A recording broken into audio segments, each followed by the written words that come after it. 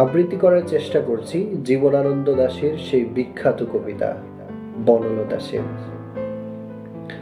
হাজার বছর ধরে পথ হাঁটিতেছি পৃথিবীর পথে, সিংহল সমুদ্র থেকে আরো দূর অন্ধকারে মালয় সাগরে।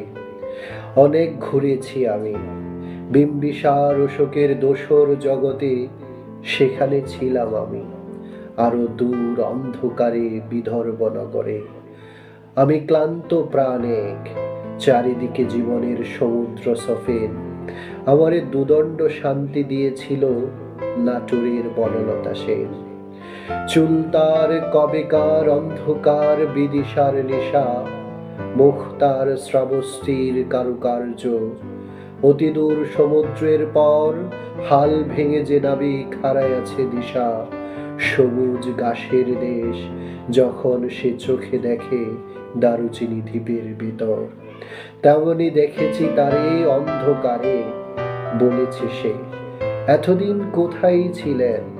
পাখির নীড়ের মতো চোখ তুলে যাওয়া নাটোরের বনলতা সেন।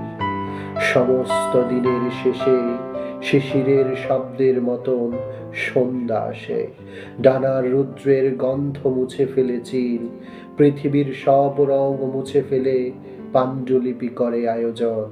তখন গল্পের তরে ঝোনাকির রঙে ঝিলমিল, সব পাখি ঘরে আসে, সব নদী ফুরায়, এ জীবনের সব লেনদেন থাকে শুধু অন্ধকার মুখোমুখি বসিবার বনলতা সেন।